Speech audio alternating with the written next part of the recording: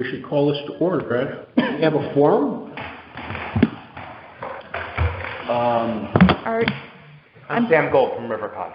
Okay, so you're not a voting member. We have Mary Seidner. So right now we have 1, 2, 3, 4, 5. I got a text. Oh, Phil's on the phone. Hi, Phil. I got a text. How are you? To call in. I don't know. Yeah, she's calling in. And I'm calling in Jennifer Datum. Okay, great. Hi, Jen. Hello. Hi, everybody. Hi. I'm late. I'm locked away on the third floor. Hey, Joe. And Nicole is excused. She's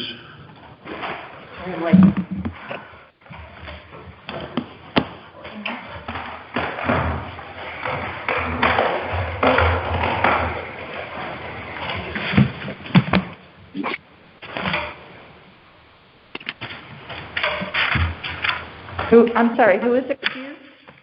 Nicole. Oh, okay.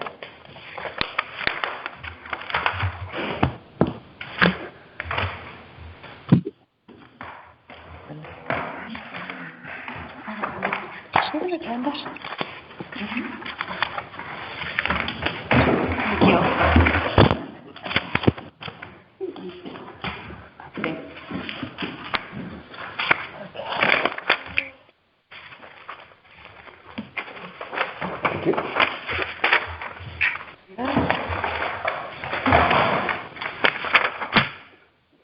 One for me. Yeah, here. Oh, sure. Thank you. Thank you.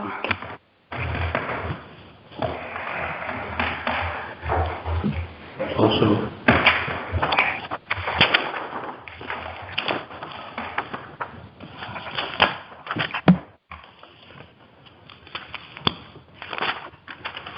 Tom, did you print out the mission, revised mission statement as well?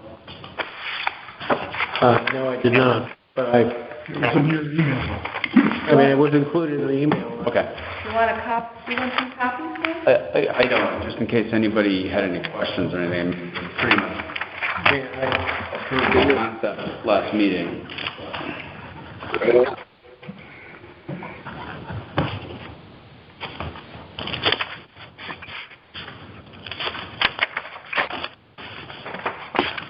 Okay, let's call this to order and Where's Dave? 12:04.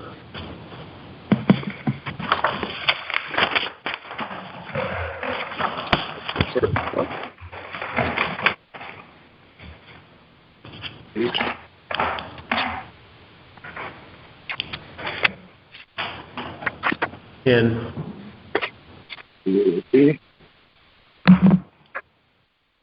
that is Suzanne McAuliffe, who will be clerking our meetings. Wonderful.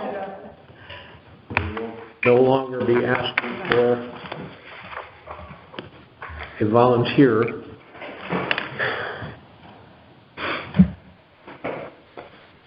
And before we start, I don't believe we have scheduled meetings beyond this one, and You're correct. Correct.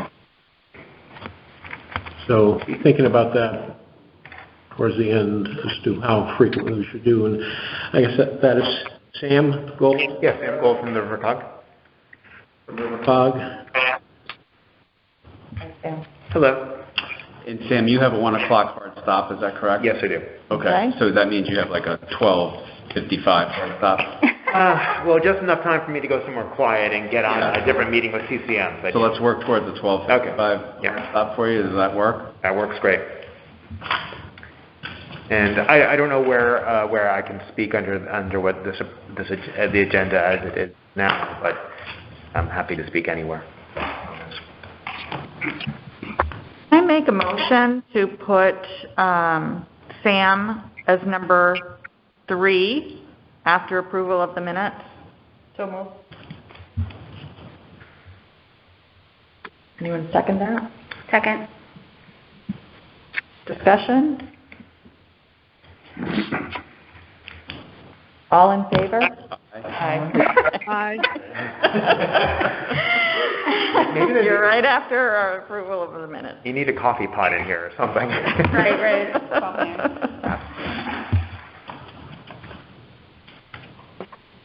Okay, now I have,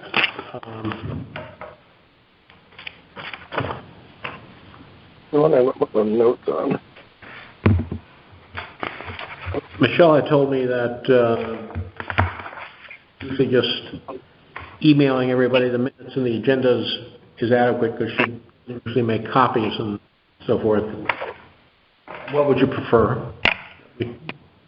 I think we need to have printed copies of the agenda for the meeting, but I'm I'm fine with minutes, email. I agree. Save paper. Yep. Email fine. Okay.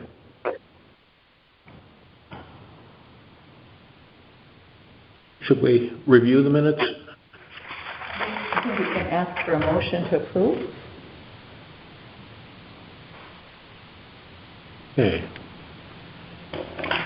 Can we have a motion to approve the minutes? Second. You can say discussion. Any discussion on the minutes? Thank you, Madam Parliamentarian. Then you can just say, let's vote. Let's vote on it. All in favor? Aye. Aye. Bill? Let's I COVID. said aye. Thanks. Aye. Any abstentions or nays? Okay, any abstentions or nays? Okay. So it's unanimous. And then you can just say motion passed. The motion's passed, and also included with the call to the meeting, the ethics statement from the town. Correct. Cool. All right. Would you like me to go ahead? Yes. Okay. All right. My name is Sam Gold. I am the Executive Director of the Lower Connecticut River Valley Council of Governments, also known as RiverCog. And RiverCog has been engaged in COVID-19 response and recovery since March of last year. RiverCog is the fiduciary for one of the state's emergency management districts or regions. Although our region has portions of 3 of them, the lines of all the service areas in Connecticut, none of them line up, which is very frustrating. You're in Region 4, Dennis Region 4.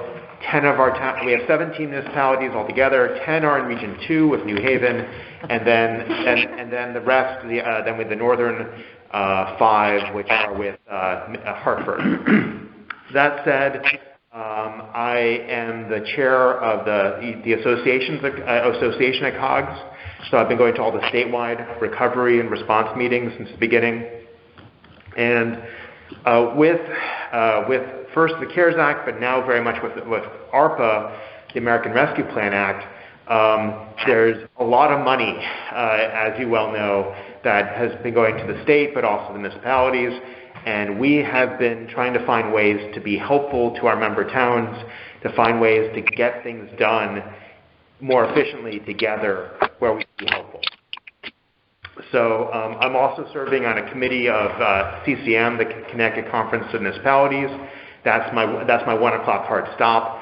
And at our last meeting, they endorsed a recommendation to the towns to look at doing things regionally when possible, because and particularly when you look at the legislative intent of ARPA, which is to help people who were impacted by the pandemic, helping small businesses, helping individuals, helping some of our nonprofits who do that work.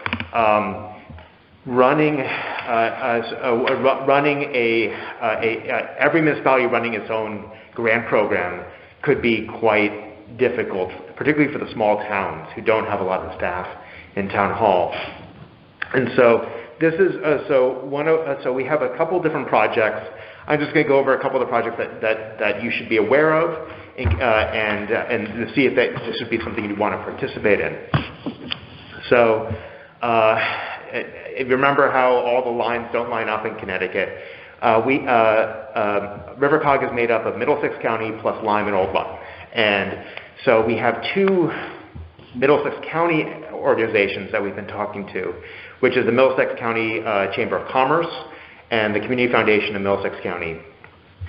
And Middlesex Chamber is a host to the Middlesex County Revitalization Commission, which is an entity that was created by state statute in the 90s to manage a small loan program for the 15 municipalities in Middlesex County. Well, we were thinking we have some regional agencies who do loans, who do grants. The Community Foundation does grants.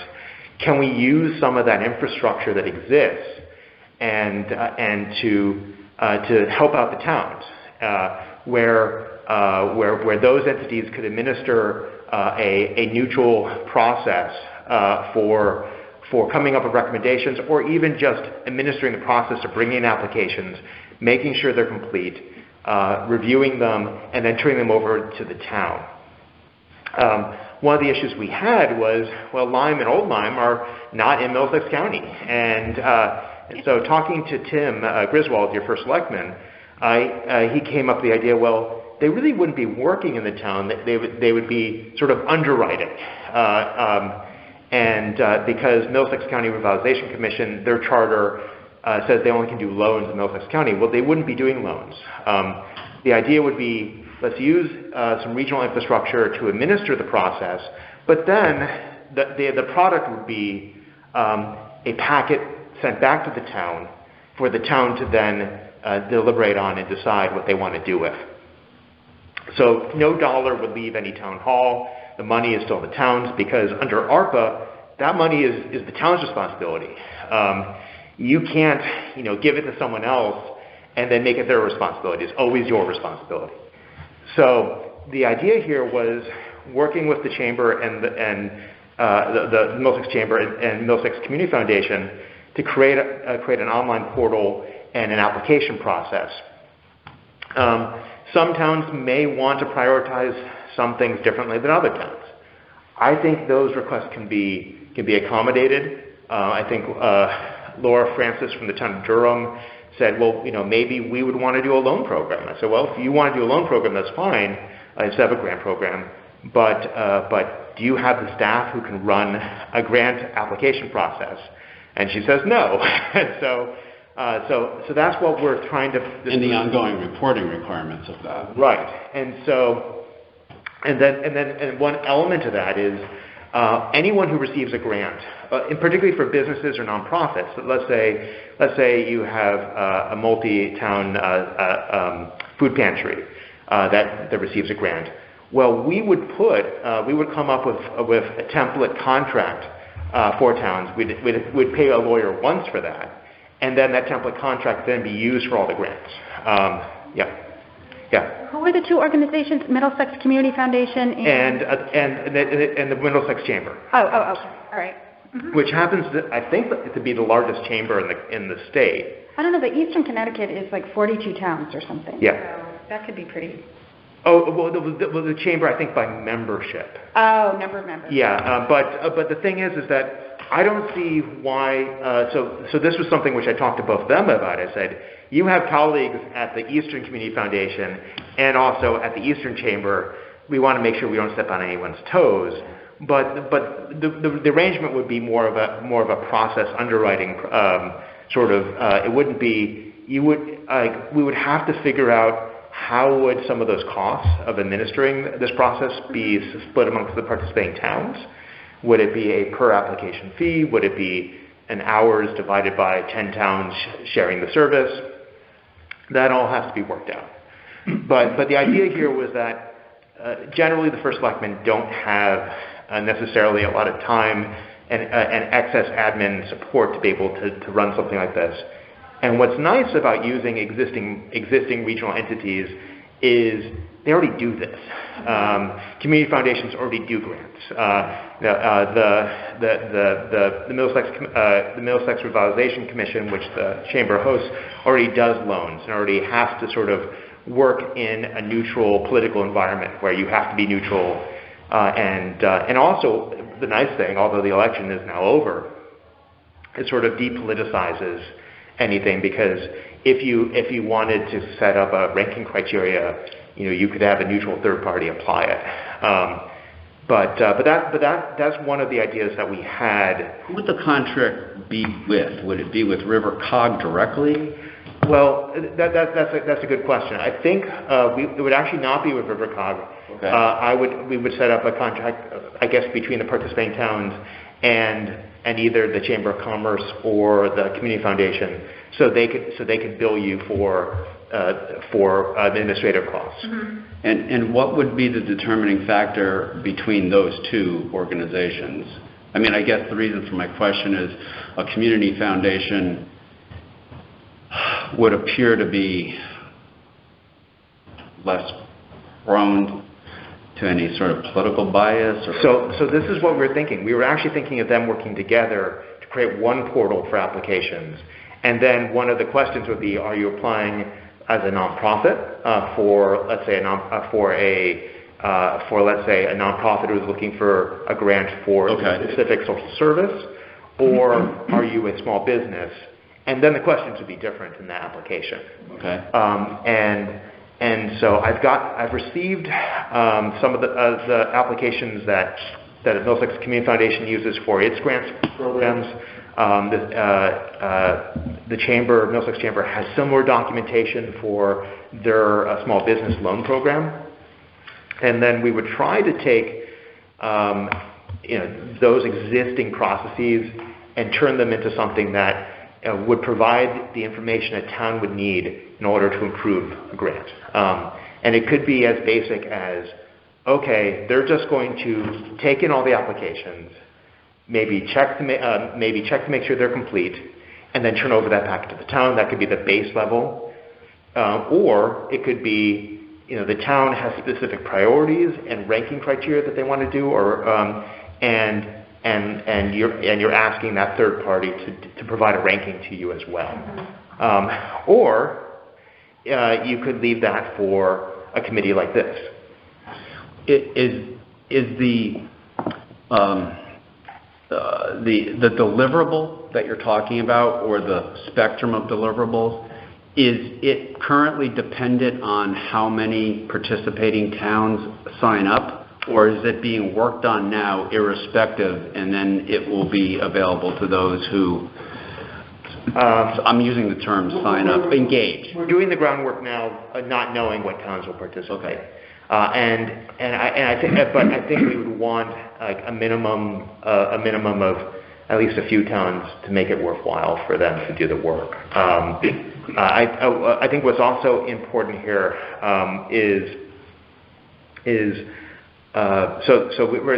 so we're envisioning like a whole menu of options of just having a centralized portal. But I think what's also the opportunity here by doing this regionally is this. So you have an application that's maybe multi-town in nature. It's so let's say it's a social service project that serves multiple towns, and this facilitates that cooperation. Oh, this is a great idea. These 5 towns want to all go in on it. And now you can have a negotiation between towns of like, okay, we all agree that this is a good idea. This is already happening with the Shoreline Food Pantry. They need a refrigerated truck. And those discussions are happening organically. And that is a route to possibly doing it as well. But this will provide another vehicle for towns to find projects that they might all want to go in to support. Do you know if broadband happens to be one of those items? It's an issue in every town, and one of my concerns. Well, but therein lies perhaps an opportunity. Yeah. It's completely an issue in this town. Like in every town in this region, because you drive anywhere, keeping a signal, or there's whole portions of towns that have no service at all. About 4 or 5 years ago, River Cog was looking at actually buying a building in Haddam. And there was no cell phone service, and actually there was no internet service at this location. And it's like, I don't know how, in the 1990s, that could have worked when that building was built. But with the very slow DSL that Frontier would provide, it just was not really workable, and the cost of bringing fiber optic or anything faster was just just not feasible. So I think, and to be honest, a project on broadband will have to be, it doesn't have to be multi-town, but it seems like having more towns involved. From a cost basis, it probably... Yeah.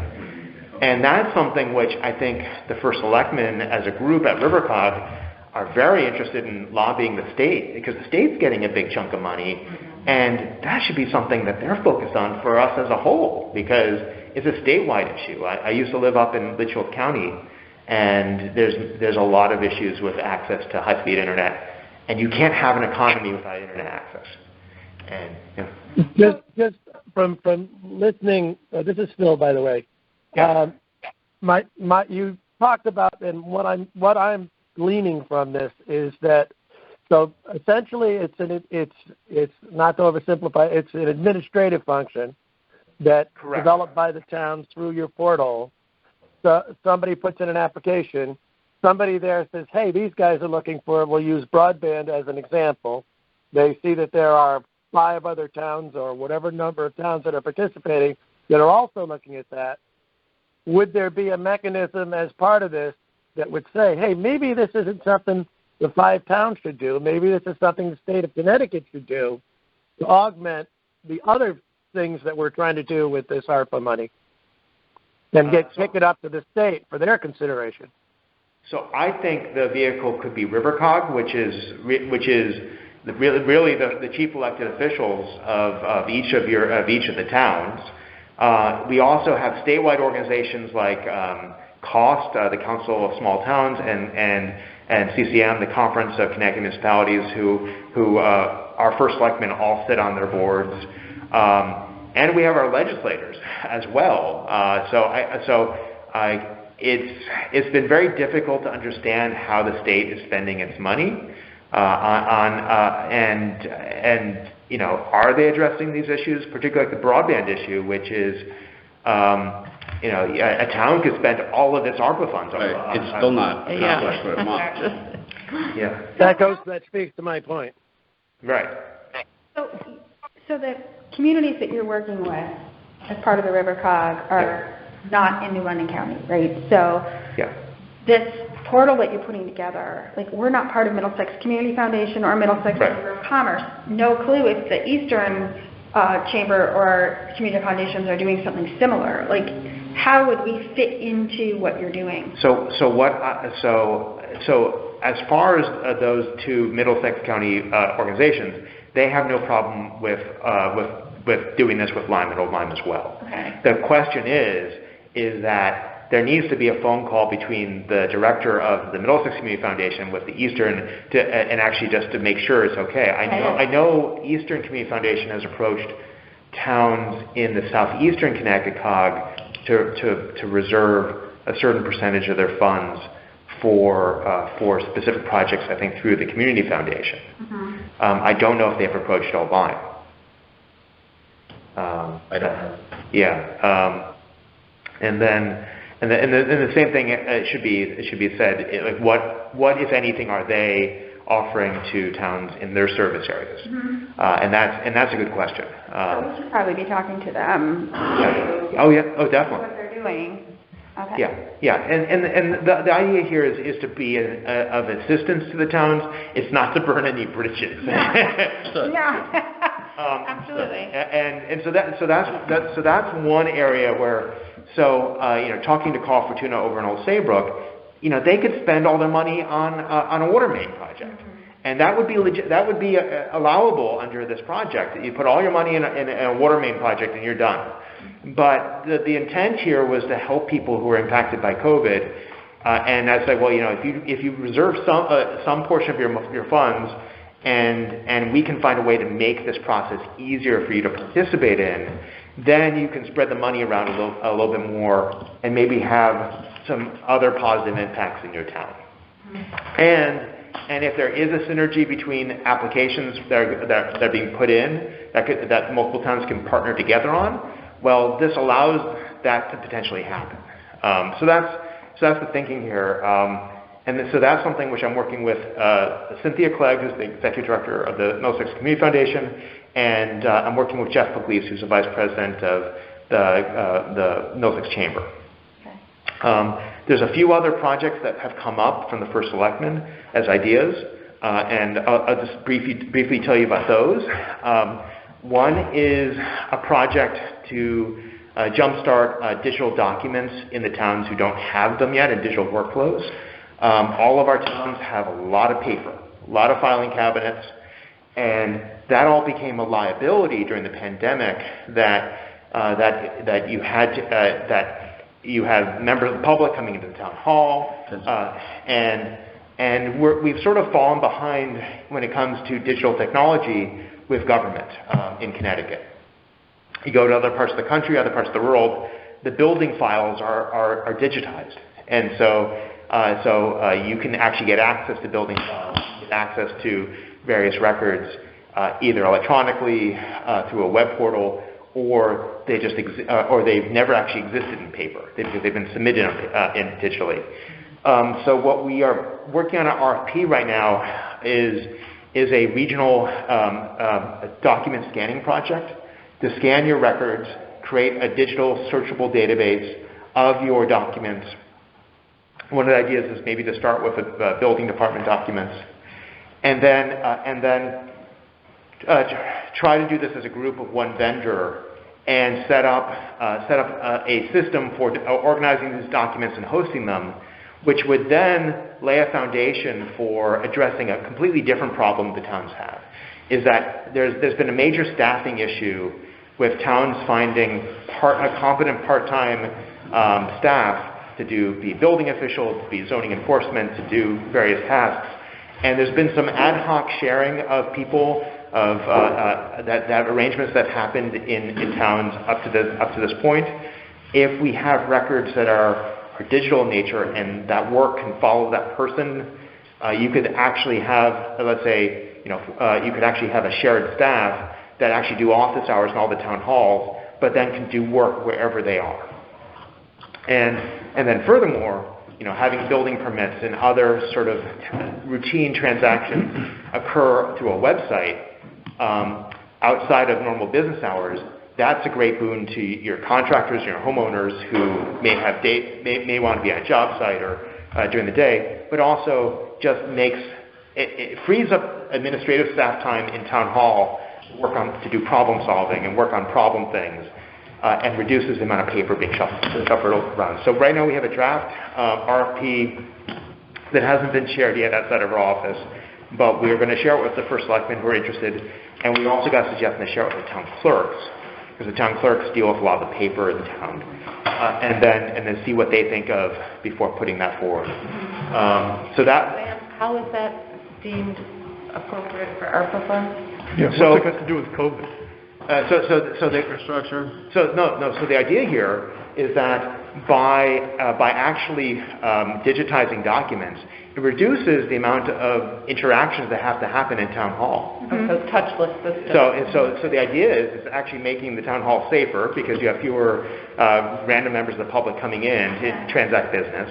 So that's a connection. It also makes you more resilient if you ever had to shut down town hall, whether it be a disaster or something else, or God forbid the town hall burned down, but and all the paper goes up with it. So that's the argument, is that it allows for more business to be transacted online, which reduces the need for strangers to have to interact.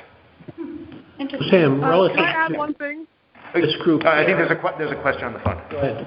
Go ahead, Jen.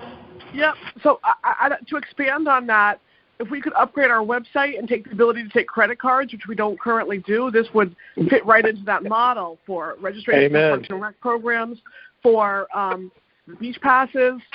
People would love that in this town. It would also reduce the amount of in-person business. Yeah, so that's the argument we'd make. No, I was wondering, because we have some other things. Oh, right. We have a survey that we need to get to this meeting. Okay, I will wrap it up. You're serving as a middleman type organization to coordinate similar projects occurring across So these would all be projects we're trying to coordinate between towns to try to get them to do things the same way. I just want to mention two other project ideas that came up. The other project idea, which would be maybe through the COG, would be a shared HR consultant, because the towns all need HR support.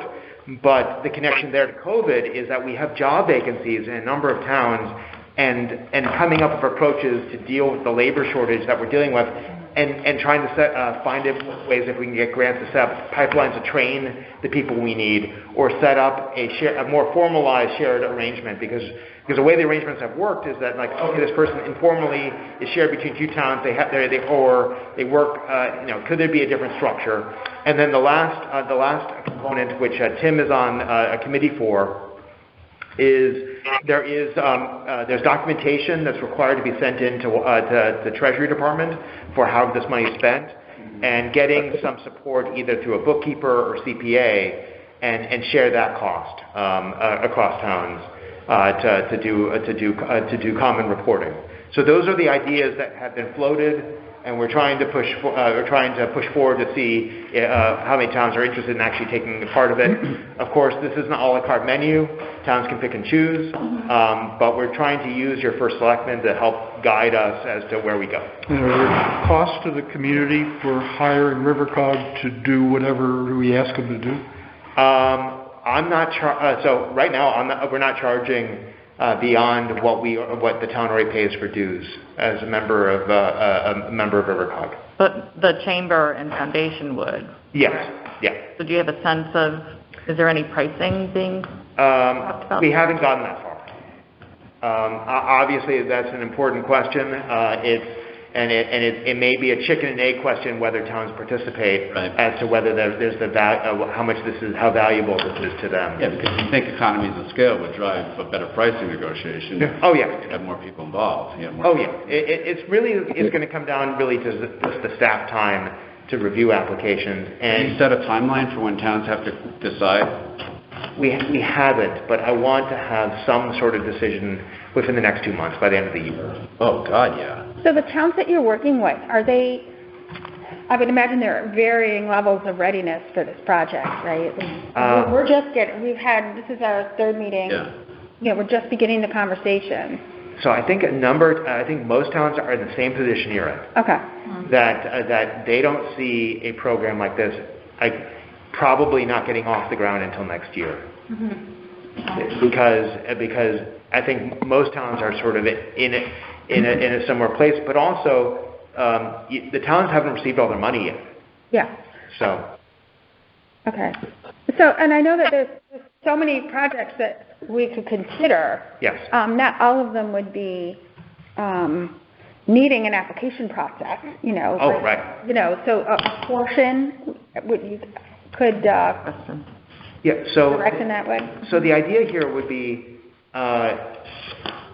We were thinking that the type of information we want, let's say for a small business grant, probably would be the same, would be similar information you'd want for any town or any first selectman or board of selectmen who are considering giving that grant. So we're hoping that we can come up with a common application, at least with the common information that people want. How you then prioritize, that could be, that's individual. Yeah. I was talking to the city of Middletown, that they had an interest in prioritizing entrepreneurs and trying to replace, and the connection to COVID is that businesses went out of business. Small businesses were most impacted, and entrepreneurs, starting a new business can help replace the jobs that were lost. Interesting. Yeah. So that's my spiel. We've asked the towns to think about just putting to earmark just some money for participation, and this is a portion of the county funds that the town has received. Towns can reserve more, they can reserve less, they can reserve none at all. But our fear was that if the money, that there's going to be more need out there than there is money.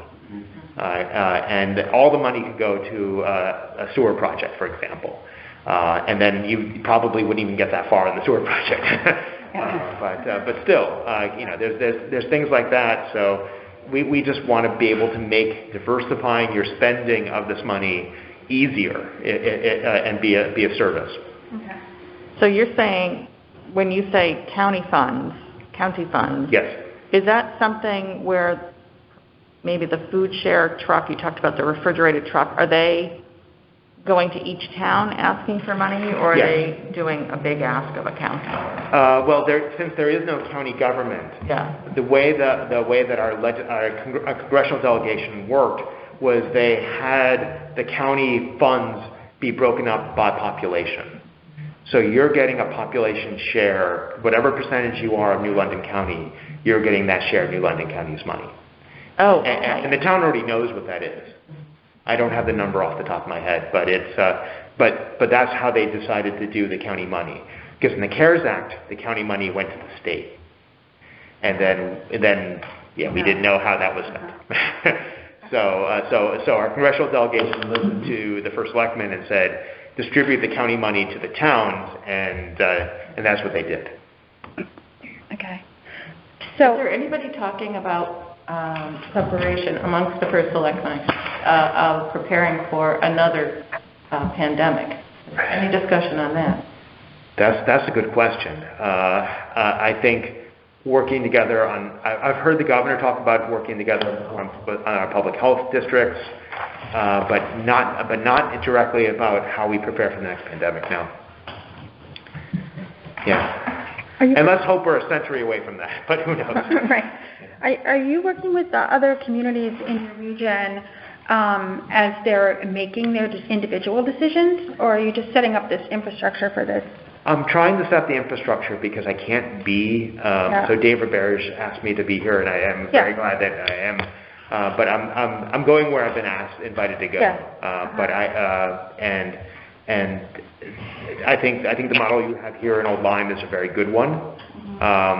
But not all the towns are pursuing this model. But right. One of the things we're talking about is a community survey. I'm wondering if any of your other towns have done that, if you're aware of that. Chester. I would say Chester is probably the leader in that they did a very robust survey of the entire town during the worst of the pandemic to try to assess need. Okay. And so it's a little bit different, but Chester, I would reach out to Chester. They've done some very good work on, and they happen to have a retired data scientist a retired professor, and she loves numbers and surveys, and she did social science surveys for her living as a professor. So they're very lucky to have someone who had that skill. Is that available to other communities? Yes. Yeah. Oh, yeah. The only their needs survey they did. The only requirement was that she copyrighted it, not for money. She just wanted to. She felt very strongly that if someone was to modify it, that she wanted to be involved to make sure that the question stayed valid. Oh, interesting. Yeah. She didn't copyright it for money. She copyrighted it because she felt that she felt so strongly that the integrity of the vehicle. So is this something that town hall did? Yeah, she did it through the Chester has a COVID committee, COVID response committee, where they've been doing surveys. They've actually been mailing out postcards and trying to measure need in the Chester. So I think they have probably the most robust model that I've seen. Interesting. Okay. We're trying to do that. But so in a nutshell, you're trying to set up an administrative portal for us to use. My only concern is the cost associated with that. You guys, you might need to think about setting a framework for either hourly or by application or something, so that we have, if it's something we decide to do, at least the group will know how much to put aside from the ARPA funds to support that function. Correct. Yes. That is something which I've been meeting with. This is something that will have to be decided from proposals from both of those entities to be able to give you an idea of how much it will cost as an administrative cost.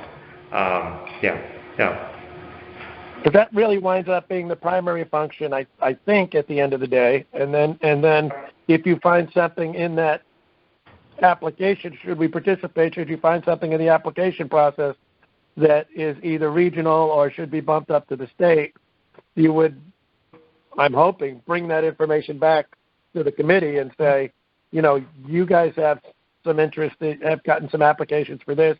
We're seeing this in the other 11 communities, and they're thinking we bring this, whatever we do with it. You guys may want to think about pushing this up to the state of Connecticut in conjunction with these other communities. I'm assuming you're going to do some of that function. Right. Or, for example, you identify, let's say, in multiple towns they identify childcare as a major issue. Is there a way to do a project together on childcare, and what would that look like?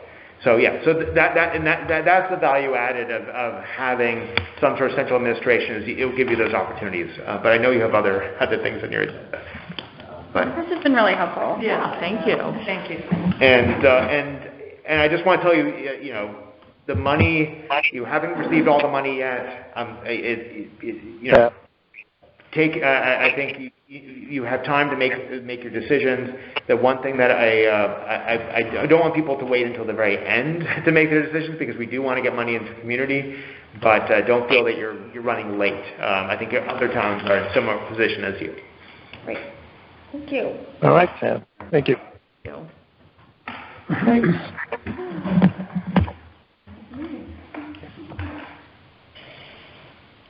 Wow. That's a lot to think about.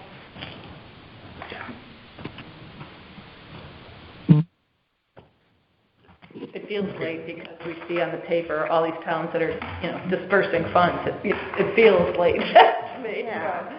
And people going to jail already. That's it. Oh, it was at West Haven? Yes. The legislator? Yeah. Really? Oh, yeah. Yeah. That's just slowly. There's a vacancy in West Haven. Yes, he gambled away $660,000. Yeah, that was his own rescue plan. That's always, whether it's the tax collector or other people, there's always this nexus with the casinos. They steal the money from the town, they go to the casinos, and we're going to repay it with the winnings. And that's the problem. It just doesn't work that way. Yeah. Oh, well. Okay.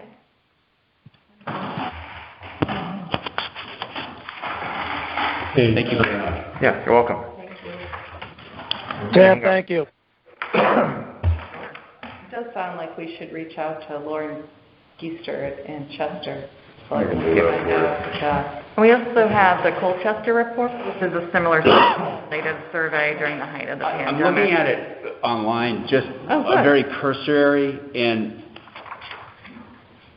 it's materially different from, I think, what our group has come back to report to you guys about, just because this was during and before ARPA existed, and we have a slightly different charge. However, with that said, I'm definitely going to take a look at this to see if it would inform anything that we've told to you. But we can talk more about that when we come to our agenda item. Great. Okay, do we need to discuss that mission statement at all? You got to approve it. I make a motion that we approve the mission statement. Second? The only comment that was made to me was from Mr. Roberge, and he correctly pointed out that there was a typo in my note at the bottom of it, indicating that we would follow the Freedom of Information Act and report back to, it should have said our committee. So let's make sure minutes here. So I don't have a copy of the printed. So, is it It's your not last? even in here. No, Oh, okay. It's not even in here. It was just in a comment that was made Oh, about okay. us Gotcha. following the Freedom of Information Gotcha. Act. There was no Okay. change to the actual mission statement itself. Okay. Let me go spin. Everybody want a copy of this? I'll go make copies. I'm all set. I have it here on my phone. Good. Okay. Okay, should I prevail upon Michelle to print copies of all this stuff? And I have only been sending documents. But No, I'm comfortable with my own copies. Yeah, me too. Much Yeah, faster. I'm good. Are we, in the first paragraph, do we want to focus solely on O-line residents? who have been impacted by COVID-19 pandemic? Or is there another word to represent residents, businesses, entities? I don't know. Reading the first paragraph, like, okay, we're going solely for the individuals who have been impacted. Yeah, could be organizations too. Community members? Why don't we just say those who are... Move on. Is that encompassing, but is it too broad? You could say living or working in the town. Well, if we decide to do a regional approach with everything, is that limited too? That benefits. We could say those living, working, or living or residing in the town. Living, working, living or working or conducting business in the town. Benefits the largest portion of the community of Old Lyme who have been impacted by COVID pandemic. And I'll just point out, anything that you participate in regionally would have to be beneficial to the town of Old Lyme to participate in it. So, yeah, I wouldn't, because ultimately this is the town's money. So, you know, the town's not going to spend money on things that don't help Old Lyme in some way. So, yeah. That makes sense. But to somebody from the outside, that's why I asked that. They may not feel that way. Well, like, you know, if you let's say you support, say, some sort of senior project, and the office of the senior project is in Old Saybrook. Well, as long as it benefits Old Lyme, I think that's what's important. Okay. So, looking at that first paragraph again, largest portion of the community of Old Lyme who have been impacted, because in the second paragraph you have mention of Community at large. I just keep glazing over it. Benefit those living and working in Old Lyme. You already got that comment. Why don't we just change Old Lyme residents to Old Lyme, the largest portion of the Old Lyme community? Okay? Yeah. All right, I'll make that change. It sounds good. The Old Lyme community at large. Whatever. Goals, recommendations for fund deployment will maximize benefits. I'm just wondering if you even want to have the largest portion in there and just say that benefit Old Lyme residents who've been impacted by the COVID pandemic. Because we might lock ourselves into something that we really want to do that only benefits a small portion of people, but it's super important. You know, we don't want to get, I mean, I agree that we want to spend our money in a way that benefits the town most, but what if there is a critical need for, let's say, early childhood? That's not the greatest portion of Old Lyme residents. How many, you know, not a small percentage who have preschoolers, you know, or, so I just wonder if we don't want to lock ourselves into the largest portion of the suggestion. Do we want to put June 30th in the mission statement? By June 30th, the ARP will develop. The way we're going now? Well, that's all the more reason for putting it in. Well, we need finalization on what Mary had mentioned. Is there further comment on that? Is that to be adopted? Is that to be stricken? I think we can take out at large comfortably, personally. The largest portion? And just say that Benefits. Old Lyme residents who've been impacted by the COVID pandemic. Benefits the Old Lyme community who have been impacted. Community includes business owners, includes workers. Yeah. Okay, that's good. That sounds good. That sounds good. Because you may have a business in town, but the owner lives outside of town. Exactly. Yeah. And then the question was, do we put our target date in the mission statement? Could certainly say it's our goal to. We have to extend it, we have to extend it.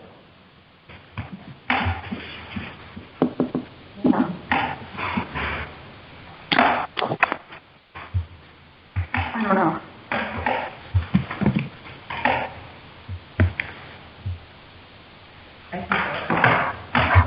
What happens if more money comes a year from now and the committee, continues our work and it's got a date in there that's behind us? The advantage, if you time bound it, is we've got 8 months, and if we laid out a project plan for 8 months and said we're going to turn our recommendations in on the 30th of June, then the meeting frequency and all the work falls into place. If you don't bound it, we could be here for 2 years, or those that choose to show up for 2 years. Yeah, I think Dennis is right. Yeah, and I think we could simply add to that last sentence the ARPC will provide regular updates to the Board of Selectmen and Board of Finance with a goal of submitting its final recommendation. It's good. Prior to June 30. 2022.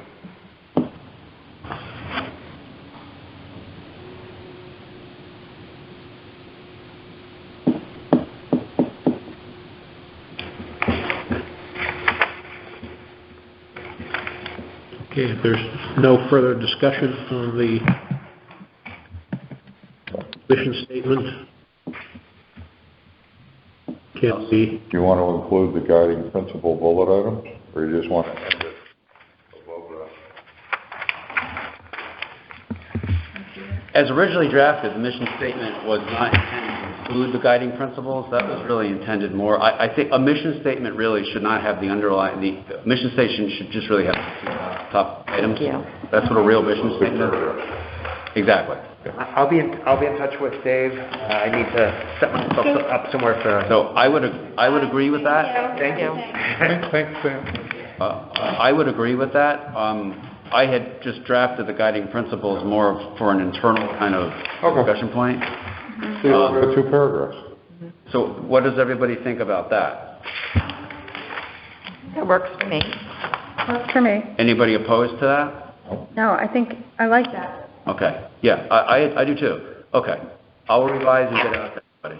Do you think we can read it and approve it? Yeah. Yes. Right now? With the discussion Yes. Okay. in place.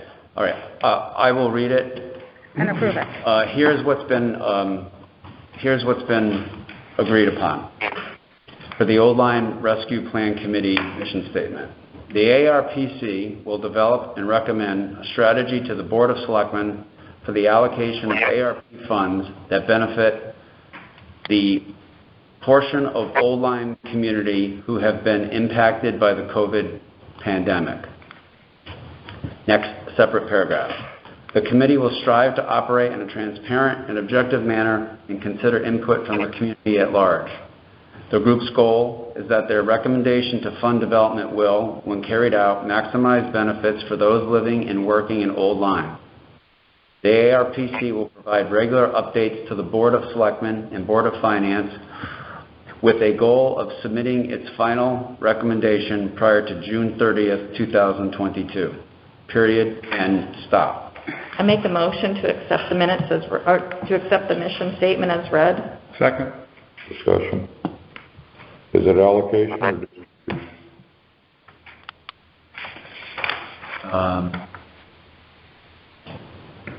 I think you Allocate. misspoke. I think it was deployment. And you said distribution. It was to max. I don't actually. You use the word allocation. We're not providing the funds. We're just making recommendation for distribution of the funds. We make a recommendation to the Board of Selectmen for the allocation. We are not doing it. We are making a recommendation to the Board of Right. Selectmen. No, the question is it the word deployment or allocation or the group's goal is the recommendation of fund blank in a manner that maximizes benefits. So What is the word that goes there? Well, deployment and allocation. Distribution. How about expenditure? How about allocation? Or how about allocation work? The group's goal is that their recommendation for fund allocation will... Allocated, or I don't have the whole thing in front of me, so. Or is it distribution?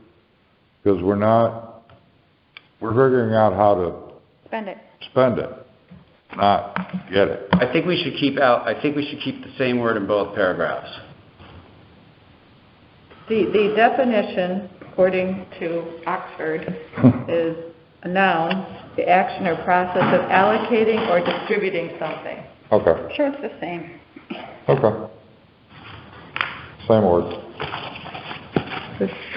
So what is the word that we're voting on? Allocation. Allocation. Okay. Allocation. Yep.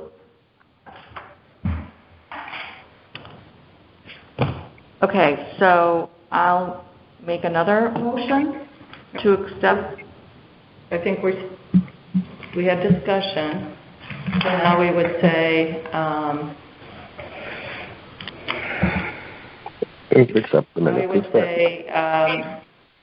We're going to modify the motion to read as stated. Okay. Yes.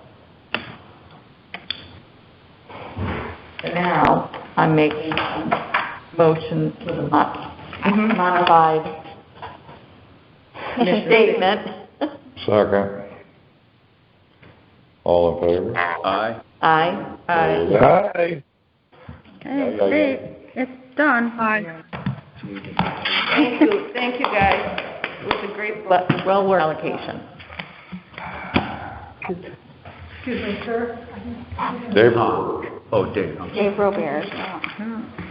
Thank you very much for Hi, developing that. Suzanne. Sorry I'm late. It's tricky.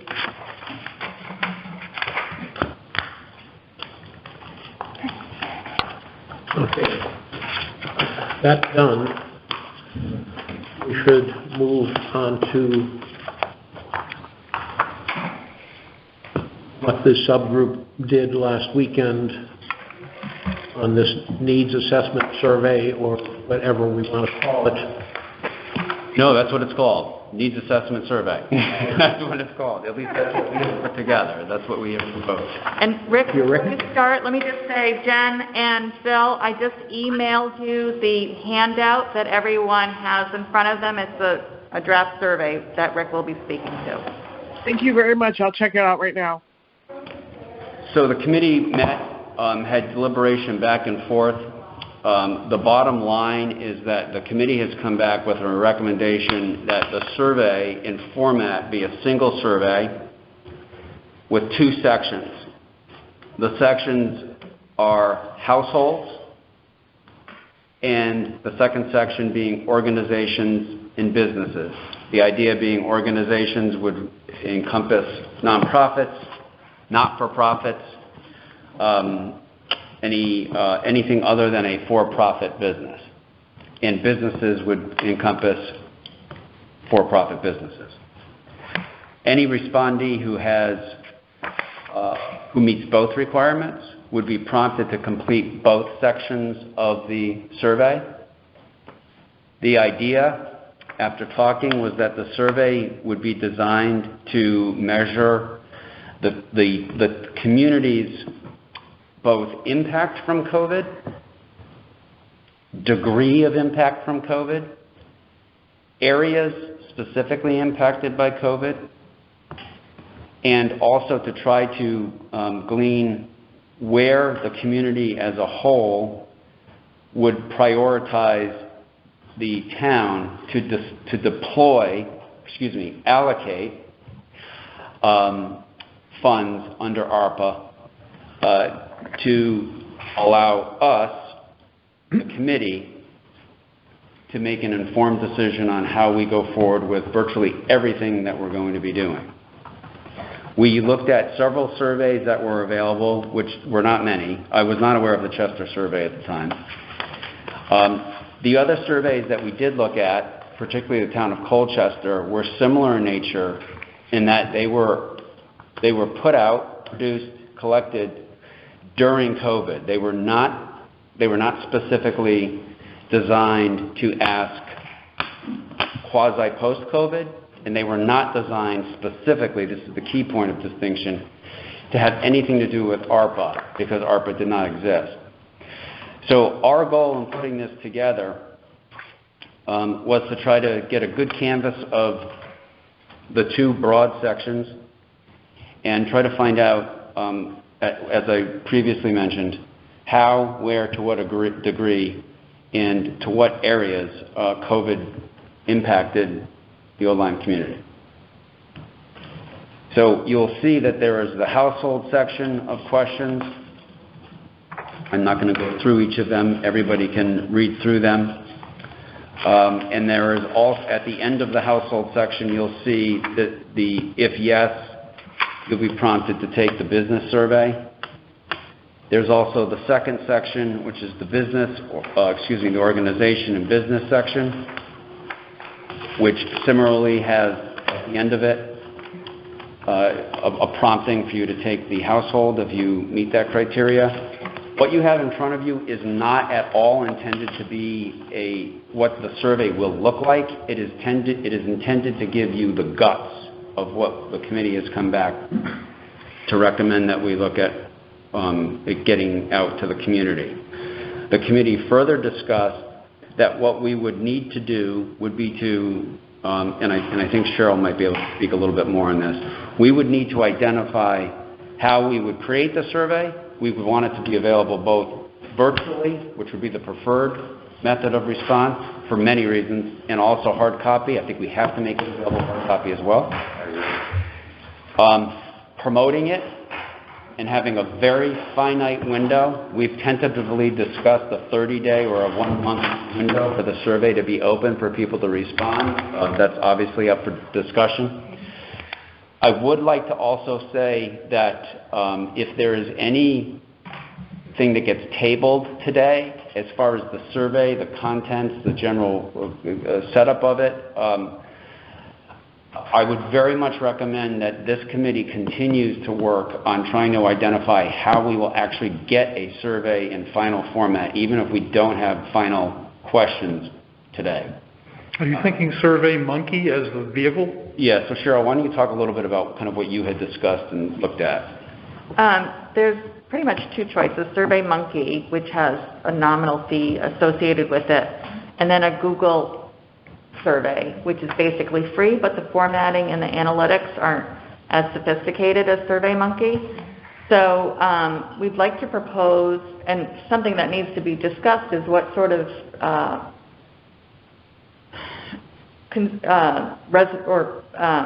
community outreach / marketing costs we're willing to take on with this. So if we, I'll go through a proposed timeline first and then the associated costs that I've estimated for them. Mm-hmm. So if we were to get a SurveyMonkey subscription for 3 to 4 months, that we had enough time to not only use it to give the survey, but also to take advantage of the analytic tools, we would want to begin formatting the survey, building the survey over the next couple of weeks, or next week or so, November 8th. Then we would send that survey as a beta survey out to you, the committee members, and we'd give you a 3-day window or so to give back comments on whether the survey works as you go through it and take it, and hope to have that done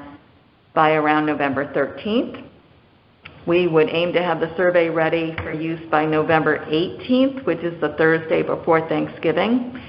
This is a tough window. Obviously, we're running into the holidays, which complicates all kinds of things, so it's a little scrunched up just to get it out before Thanksgiving. So launch survey November 18th. We would then want to publicize to people to take the survey, both in free free ways, but then also some cost associated ways. So we would have them put this in the First Selectman's newsletter, the town Facebook and Instagram posts, a press release to Limelight, CT Examiner in the Day, a link on the town website. We'd try to get it into the school principals' newsletters, which is difficult. We'd ensure key individuals like Jen Datum, Mary Seidner, Stephanie Lyon at the Senior Center, Michaela Pearson at Soundview Commission, and others are promoting it among their populations. Then we would also have a postcard to all Old Lyme addresses that would go out like a week or so after Thanksgiving. So it would be a second wave of publicity to remind people. And we'd have just an 8.5 by 11 flyer, that we can design and print out and put around town as well, post office, that sort of thing. We would run the survey from November 18th to December 18th with reminders online and so the survey would close December 18th. So that's the week before Christmas. And then survey analysis done the first or second week of January.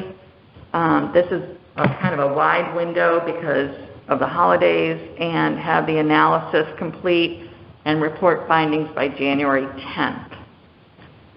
The associated costs would be, SurveyMonkey would be under $500, probably closer to $400 between subscription fee, taxes, and add-ons. Printing of a flyer under $100. I mean, that's a very generous amount, $100 for flyers, but I round it up.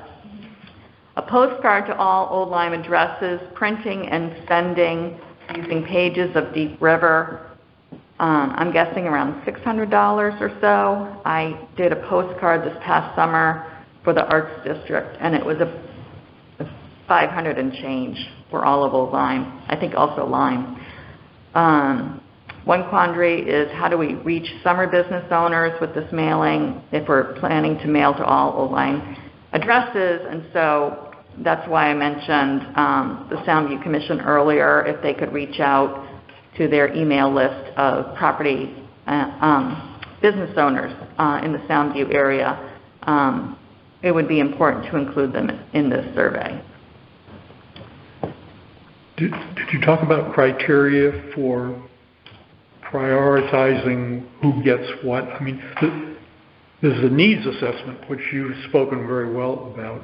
There's also a methodology that's needed, and once you have the needs defined for the community, how are we going to decide how to allocate the money? That's entirely separate. Yeah, entirely separate. We did. We talked about whether we should maybe use the survey as a triage.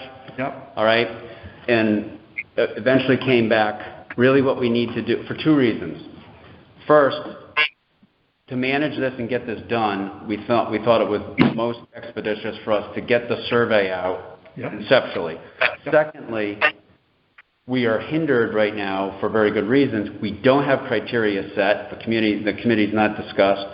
I was very encouraged by what we heard today, being able to maybe utilize an outside source for that. But we were not trying to get to the underwriting of it. However, part of the survey, and it's on section 2 of what I've provided to everybody, part of the survey would be to ask respondees to rank what of the main categories covered under the American Rescue Plan, how would they rank or prioritize? And some discussion has to, this is a way for the community to quote-unquote vote on what they think is most important.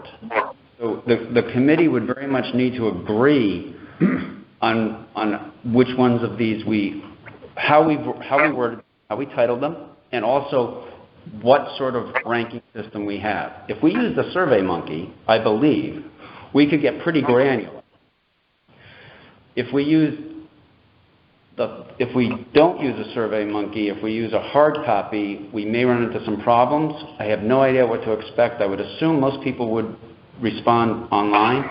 That might be a bad assumption. But we can't make this so difficult that it can't be computated. But you've got 25 businesses that are all responding. and you ask them each, rank what's most important. Well, in the self-interest, each one they're not going to look, they don't have access to what everybody else responded, just their... No, that's right. And that's what we want. Right. So everybody ranks theirs as number one. That's why they're submitting a Oh, okay. So number one would be, so the categories are household recovery, small business recovery. These are taken... The big pieces of pie. These are the big pieces of the pie that were outlined under the community. So you're asking the community to rank 1 through 6 there. Correct. So it's not rank my application. And I think for that reason, we would not want people to have one answer, because if you're a small business owner, you're going to just say small business. If you're a household, you're going to say just business. I think we want to give them a choice.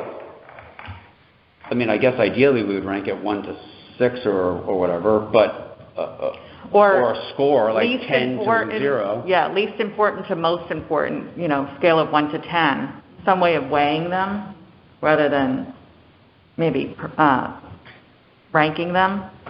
Mm-hmm. Also, back to your question, another part of your question, Dennis, I think we can have on the bottom of the household section and the bottom of the business section, the household section, for instance, we can say, are you aware of the different funds available to households after COVID, losses, and the same with the business. But I think Rick makes a valid. You guys make a valid point. Great job by folks on this, by the way. It was important to me to have the survey give us feedback from the community. We have the various interest groups represented by the folks sitting at the table. And using SurveyMonkey or I think Rick's right. We don't want to wade through a bunch of paper to try to sort out what the priorities are. But I think once we have the information, the committee at that point can dive in with their particular interest group and discuss as a committee how we triage the information we've obtained. Does that help at all? Well, I think it's important that anybody who responds can easily kind of rank what they think are their priorities. I agree. Because I agree. I think we need that feedback from the community unblemished, even if it is, even if they do it from a point of self-interest. Right, from because the if community. it's from a point of self-interest, think about it. Anybody who is really hurt is really going to seek out the survey. So it's enlightened self-interest. That's exactly what we want to know. If you are hurting, we really want to know it. Right. Are you asking for their name at the end? We ask for their name, but they don't have to give their name. Optional. So the point of this needs assessment is to measure how the negative impacts of COVID on individuals and businesses. The scope of COVID on the town. So the point of the survey is not to get community feedback on how to spend the money. It's No, both. it's I mean, both. that's number two. But the primary goal is for us to determine how has the town been impacted. But part of it we're recommending should also include a broad of the categories that ARPA identifies. How do you, Mr. and Mrs. Respondee, think it should be prioritized? Should the town prioritize nonprofit assistance? Should it prioritize tourism? Should it be households? I think it'll be rather telling when we get surveys back. That's why I think it's critical that we use the terminology that's in ARPA. Absolutely. Number one, that way we can revert back to why we used it. And number two, anybody who's done any reading about ARPA will hopefully have seen that. And I just think we need to make sure that the terminology is the same Consistent. to the extent possible. You need her quick. I think so. And to your point that we also, as we said in one of our meetings, we don't know what we don't know. This will provide us a baseline. So yes, it's a lot in one survey, but that's what we need to do to go forward. And we can have a line in there that says, if you would like more information, as a future application or something like that, send your email address. Or there's more information available at this website. Yeah. Or if you know would what I like mean? an application, how would you like it delivered? We could have that in the survey. I think you could also ask a question where they supply back a sentence or two, like, what are your greatest concerns for the community? Yeah, we asked that. Okay. So refocusing, I understand the concept of the question final. I'm a little confused on the feedback given to the committee, how we're going to extrapolate that. What are we going to do when this intel comes back? How are we going to lump it into one of these 6 refinements? Well, that's our charge. Right. Yeah, that's what we should be doing. I mean, Yeah. we may have ones that fall in between there, but we as a committee, I would think, So can sort of triage the information based upon how it comes back and based upon the known need peripheral to other information that we have. So if we get back X-teen number of individual households identifying that they were unemployed or underemployed or answering all these questions, we end up with a basket of individuals. What would be the approach to go forward with that? Yeah, how much do they get versus the businesses, which might be the next? We don't know. So, I think Ms. Mary Jo said, we don't know what we don't know. You know what I mean? But once we're armed with that information, we would be armed with that information and then make choices based upon that. Is this more of an individual need in the community, or is this reflective of a business that moved out because of COVID? Right. And I think we could make that determination, I believe, or recommendation. Looking at it as, are we, and this I think is putting the cart before the horse, are we looking to possibly support those issues collectively or individually? Individually, that would be for the committee, but that's for the committee at large. We do with more information we have. Okay. Right. One of the things that might come out of this is, we learned something like 80% of businesses responding to this survey have had to reduce their hours because they can't get staff. Yep. I mean, that's a big economic impact on our town. So it might cause us to consider a certain way of supporting businesses in Old Lyme that we may not have considered previously. Or emergency services were faced with X number of, and we ask in here,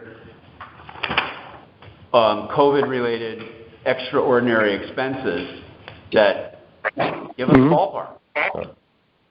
And again, I think those who have been most impacted will be those who are most likely to respond. More motivated. And I think that's just what we want to hear. Okay. Right. And I think during our discussions, I think I sent something to the other committee members that just wanted to keep the survey the reflection of the community, not what we think of the community. Does that make sense? Yes, it does. And once we have that information, because we have another knowledge set that we can apply to that data, hopefully, and put it in the right bucket if it needs to be put in a bucket, or get directed towards other help that's available. Okay. And that could go as part of our process. I have one more question. Has it been worked out, and Tom, this goes somewhat to you guys, you two. Have we come to an agreement with finance on the placement of the funds and the expenditure account being created for these funds? We have an expenditure account. We've got a recording secretary that we're going to have to charge times to. I'm asking if that's been done. I can't believe it has. Can I respond to that? I did put that email out saying that if we could get a clerk to Tim and Nicole, recognizing we do not have a budget right now. We didn't address any of that specifically. Somehow, between our last meeting and this meeting, Susan got assigned to us. I'm assuming Tim approved that. He did not provide an email to that effect. Okay. So at this point, I would say the budget is going through the Board of Selectmen line item. Okay.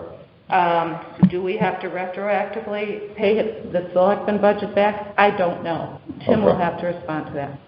As far as the other funding questions that we talked about that were in our minutes, Nicole did get back to us. I think I forwarded that to everybody, that it's imperative to keep the funds in one account to ensure that the disbursements are audited and approved for the intended use and ease of reconciliation. Webster Bank also collateralizes these funds. Then we have the FDIC coverage that I think we addressed also.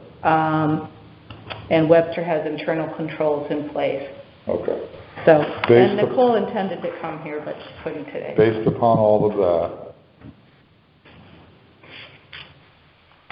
I'd recommend that the chair have an expenditure account line item assigned to the ARPA committee. And if that gets done, I put a motion on the floor to expend $1,500 to be able to do this survey. You're looking at 5, 1, and 6. Throw another 300 at it, but there's no place to charge it right now. Right. That's what I'm kind of... Yeah, we need a line. Understood.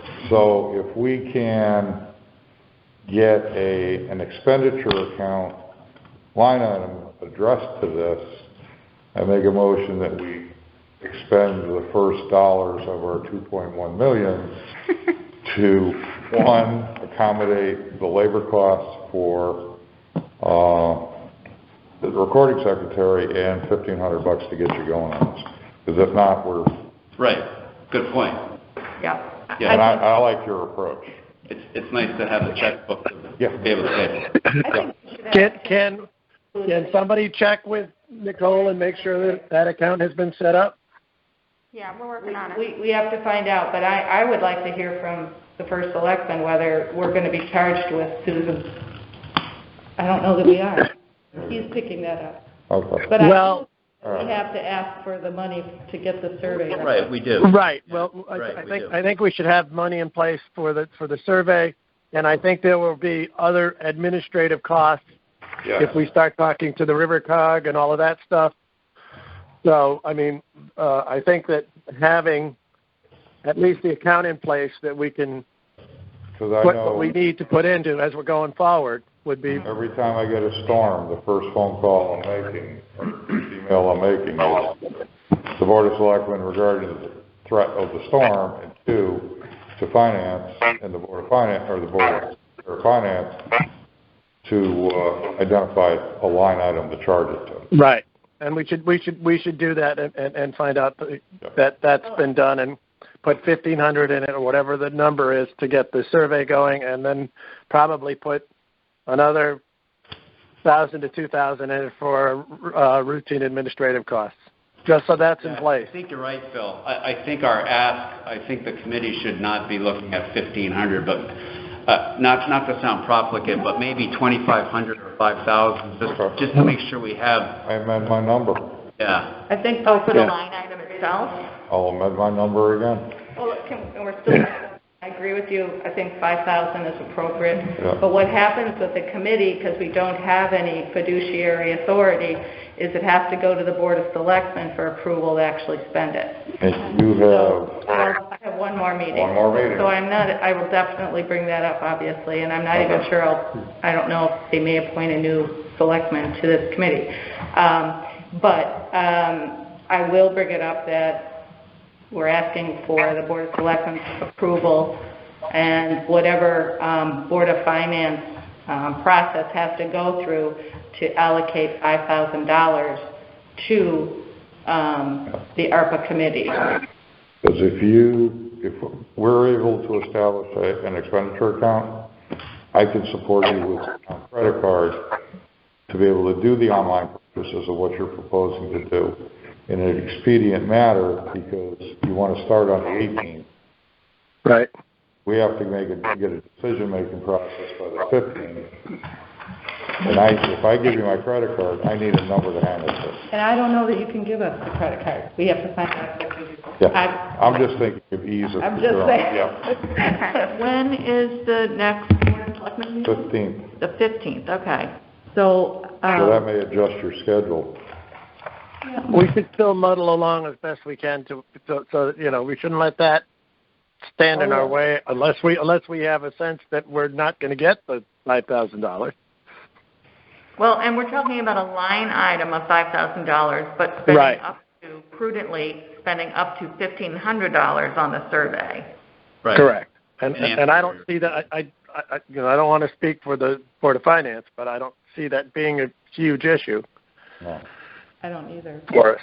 But They will require you don't want to count your chickens before they hatch. I get that, but No, you're right. Everyone's right. But it doesn't preclude us from taking a vote on the survey, developing the beta. right. And What's it, free, you get 10 questions? You have a lot more than 10. Okay. Can we go back and talk about ranking from the respondents? I think it's a mistake to try and rank I through 1 through 6, in aggregate until you see the specifics. Because my bet is that when you see the specifics, it'll be a mix and match and say, well, number 3B is better than anything above it, so we got to move it up. Even though the category is lower, the specific need there. I'm sorry, what are you talking about? What again now? The ranking. Refinement of ranking. I think It says refinement of ranking. Right, all right. We're rating and ranking. That's not us. Right. That's the responders, the spondees doing that. Yeah. That's not us. But we have to write the questions in the Survey Monkey in a way where they know what we're asking them to do. Well, yeah. And I'm suggesting we don't ask them to say, rank households, and then when you get finished with that, rank next one, because it's going to depend on the specifics that they're submitting, and we're not going to see that till we all see it. So we're talking about how much of the total funds should go to help businesses versus whatever. So the question might be to the respondent, in your opinion, how important is this category in receiving ARPA funds, something like that? You could give them, for example, and give them some specifics so that it's granular enough so they can respond with some substance rather than theoretically. You mean explaining what household recovery means? Okay. I mean, is that examples of some particularly needy households who might qualify versus particularly needy businesses?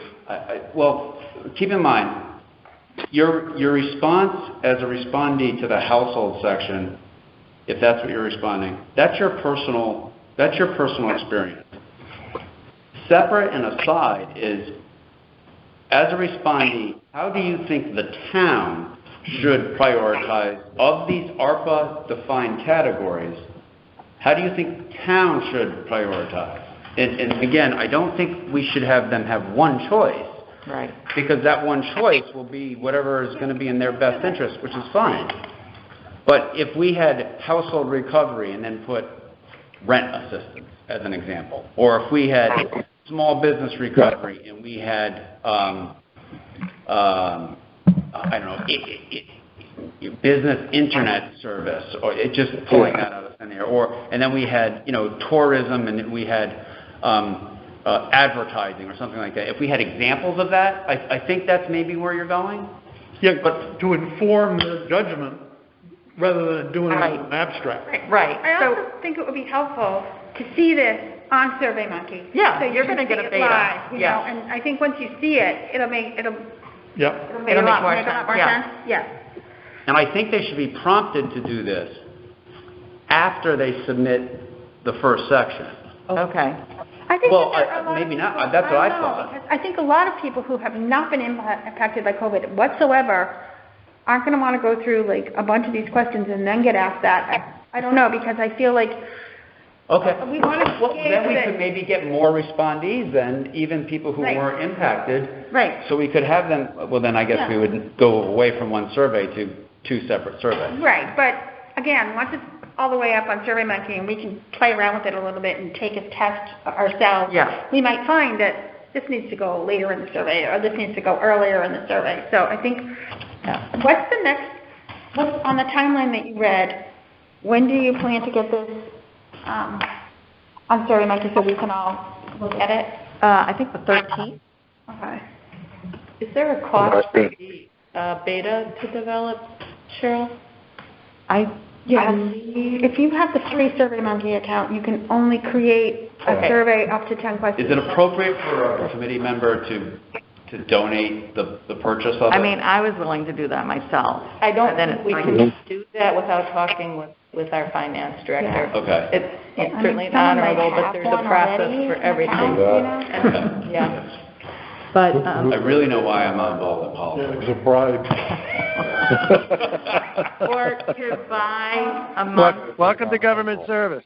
Is the first month free? To talk to finance. I'll look at it. I'll look into the cost and get back to you, and then we can be ready to roll as soon as we have. Yeah, I was going to say, I think what's important is let's deal with finance and see where they land, and then if they don't land in a particularly good place, then we have to consider something else. It sounds like MJ's going to take lead on that one. I got 2 weeks. We get it in. We get it done. When are we meeting again as a group? 17th? 2 weeks from now, yeah. 2 weeks from now? Okay. Yeah, 17th. Well, we could have, if this thing gets wheels up on the 13th, hopefully we will have all had a chance to take a shot at it. Yeah. And see what we like and don't like. You know, do a final cut at the ball real quick on the 17th, and then I'd like to see us stay on schedule because we can what if this thing to death. Oh yes. And I don't want to do that. I think the group, the subcommittee did a good job of kind of getting their arms around it, and I think we'll be surprised at some of the information that comes back. And I think it'll help us as a committee, the committee as a whole, to make some critical choices with that money and get it out into the community. Do we have this in a non-PDF that we can comment on? And who wants to get the comments? Yeah, I was going to ask that. Who do we send our suggestions to? That would be me, Rick. Will you send it around with a request so that we can use the edit tool and send it to you? Yeah, that's a real pain in the ass. What, the edit tool? Pick a color. Yeah, I'll send it. That's the only way to do it. It's just it is what it is. I'm going to send it out to everybody in Word format. Yep. Okay. Right now? Thank you. What's that? I can send it right now. Oh, that'd be great. That's going out right now. Is that fast enough? Yeah. That's good. Yeah, I converted mine already. Did we? If it's the one Cheryl sent me, yeah. Yeah. I converted that to Word format, printed it out, and you want to use it in you want to be able to edit it though, right? Yeah. Make sure you enhance the edit capability when you send it. Yeah. Then it won't be a read-only file. I don't think we have. You have to put track changes on it. Yeah. And then you have to open track changes. You have to do that yourself. All markup. Yes. Yep. And track changes. Yes. Correct. I don't think we settled Cheryl being able to spend money. No, We made a motion. Yep. We can't until we find We out. can't until we get the approval. Do we get it? MJ's gonna go to finance, she's gonna, correct me if I'm wrong, but you're gonna go talk to Nicole and then see if an appropriation, explain what we wanna do and get an expenditure number assigned for the administrative costs associated with ARPA. Specifically, that's exactly what I'm going to do. Yep. And then, in the meantime, I'm going to speak with the first selectman Yep. to let him know that we want to do this. I don't know if he can make an executive decision before the Board of Selectmen meeting, talking with the Board of Finance. I'll find out. Okay. If not, So I do, I just that wanted means to that I do not have to contact Tim and Nicole? I will do that. Okay. But if you want to be involved in the conversation, I'll let you know when it is. Specify just. Okay. How's that? Because I'll. Yeah. Thank you, Mary Jo. From my, okay. Okay. All right, I'm going to send the survey to everybody, today, or it should be today. It will be in track change format, okay? And everybody can respond back from there. That's this? Correct. Thank you. Thank you guys so much for doing this. That's a lot of work you put in. Cheryl, could you also send You're welcome. to Mary Jo and myself that budget you had walked through? I've got to Yes. scribble down. You may wanna enhance it. Well, I did. We're going to go with $5,000. There were just the details beneath it. Yeah, Schurz Cross came up to 1,100. So we advanced it to 1,500 for that. And I think we should just maybe not pigeonhole ourselves and just say we need 5,000. Right. Do we need to put that to motion? I'll table that until we get an answer. We can't really, No, I mean, as far as the ask for 5, do we agree on that? Do we have to vote on that? I agree with We can say the committee has requested that finance set up, I guess I could forward a motion. The committee has asked that the Board of Finance put a motion forward, that the Board of Finance, For the selectmen and finance. for the selectmen, and to provide a line item to cover administrative costs and the initiation of the survey in the amount of $5,000. Yep. Second. Aye. Discussion. I just really don't want it to look like I want to spend $5,000 on a survey. That's really That's why I added the administration. right. The administration, routine administration, and the initiation of the survey. Yes. And our minutes As two will separate reflect items. And if it becomes a problem, Mary Jo, have her set up two separate line items. Yep. You know what I mean? If there's a feeling that, so you're going to spend $5,000 doing this survey, and the answer to that is no. We're going to spend something like $1,500 on the survey, but we are going to incur other costs as part of this committee. Yep. Okay. I'll get her advice and feed it back to the committee and the chair and everybody. We'll go from there. Okay. Okay, Cheryl, I have a couple of questions, but maybe it's better if I just do it via email between us. But We still need a vote on this. I thought we did. Discussion. Now we call a vote. Okay, based on that discussion, can I have a vote from the floor? All in favor, say aye. Aye. Aye. Aye. Any nays? Abstentions? Cool.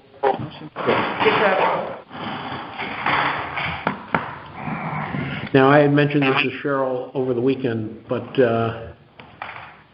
Limeline has requested a primer on this project, and I agreed that I would do something very high level just to introduce it, and maybe this is the first introduction of an upcoming survey. Mm-hmm. That's a good idea. Now, that survey would go to, The entire community. Available to the entire community. Anyone who lives or works in Old Lyme. I would do the 5,000 per level. this is the dollar value that the town has received, or anticipates receiving. 2.1? Yeah. Yeah. How the Board of Selectmen formed this committee, representing a broad stroke of the community, and how the community is forward with collaboration and our first deliverable survey out to the community. False. And That's it. Should we That's roughly what say we can that have. survey will be available around Thanksgiving? I or- wouldn't even go there for No, this. Okay. Yeah, Then but I we're- would also, whatever you give to Limeline, you can give to Michelle by Friday if you Yeah. intend to do this by Yeah. Friday, because they It'll come go on out the to Old selectmen's Lyme website. events, Mhm. but there's a deadline of Friday. So that might be Oh, okay. a nice, Okay. that's the, Yes, I know. okay. At least this way, the general public or the That's the townspeople, one that's not neighbors. they'll be able to say, oh yeah, I heard about this, and oh, okay, here's what we get, here's what they're doing, here's how it's moving forward. The, And we're requesting input from the community. Yes, we will be selecting or requesting input from the community. the Events Magazine, does that hit mailboxes January? Yeah. No, it's December. The deadline is, Oh, Friday. right. Right. Events. The deadline is this Friday. Right, but it's coming out in December? It's supposed to include holiday stuff, Okay. right? I don't know, I thought It's a big window. Yeah, okay. Um, But it doesn't matter, whatever Tom's saying is very broad and general. Yes, and it will be less than 1,000 words. It'd be even better if it was 500. Can't. And you're gonna submit that to the Limeliine? Is that what you said? Yes. Local media outlets. I'm gonna look for that email from Michelle We have about so the many. Orland events deadline, because it tells you what that, so. Just go over and ask it. So include half a picture and 500 words.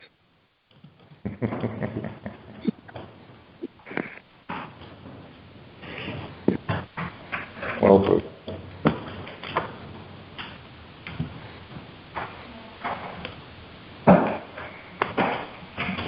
Did we confirm our meeting is the 17th, our next one? Yes? Yes, and I'll get that to Michelle right away so that we have this reserved. So our next committee, I'm sorry, I missed that. The committee meeting is the 17th of June? Yep. Yeah. Suzanne, do you have any conflicts No. on this schedule? A good day for me. Okay. Hate to see it go all the way around the table and you have to kind of go.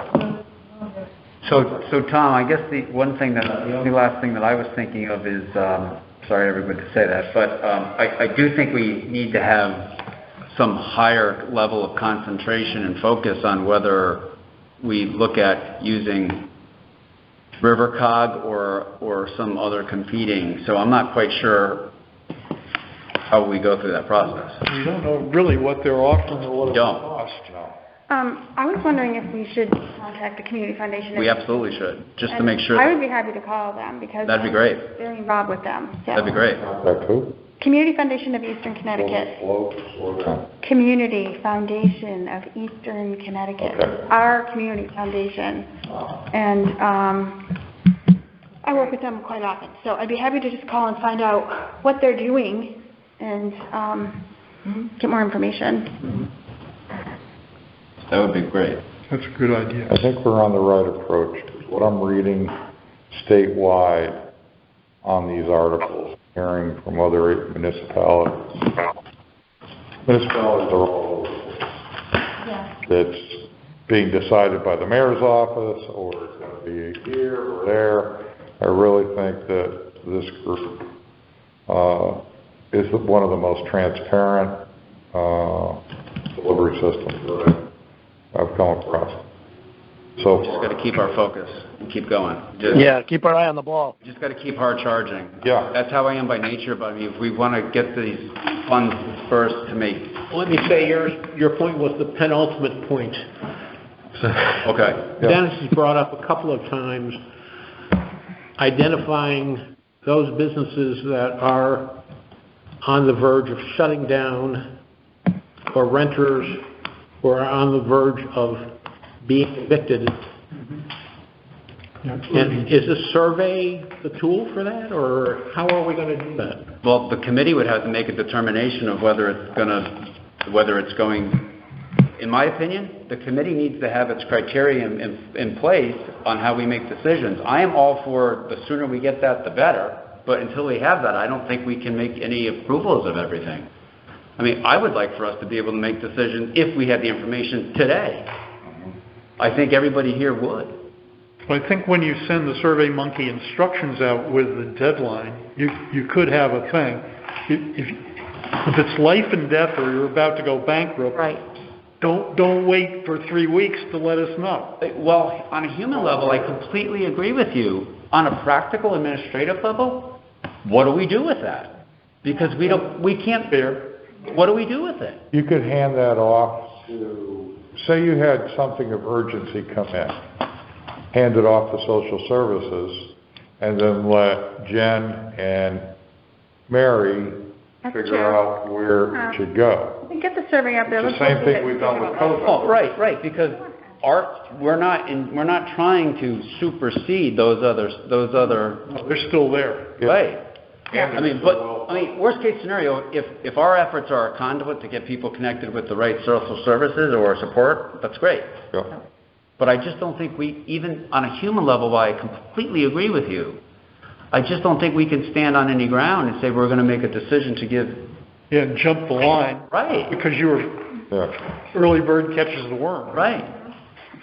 I'd like to let y'all know that there's another meeting in this room at 2 o'clock that I am chairing. Again? I need Not going to anywhere. excuse myself. I'm sorry. I have a conflict that I'm late for as it is. Okay. I'm Thank sorry. you. I will get that out to everyone. Okay. Sorry to leave before. Rick, thank you. Okay, wonderful. Sounds like it. So make a motion. Make a motion to adjourn. Okay. Second. Third. All in favor? Aye. Aye. Voting with our feet. Goodbye, Phil and Jen. Yes, thanks, guys. Thanks very much. See you guys later. Bye-bye.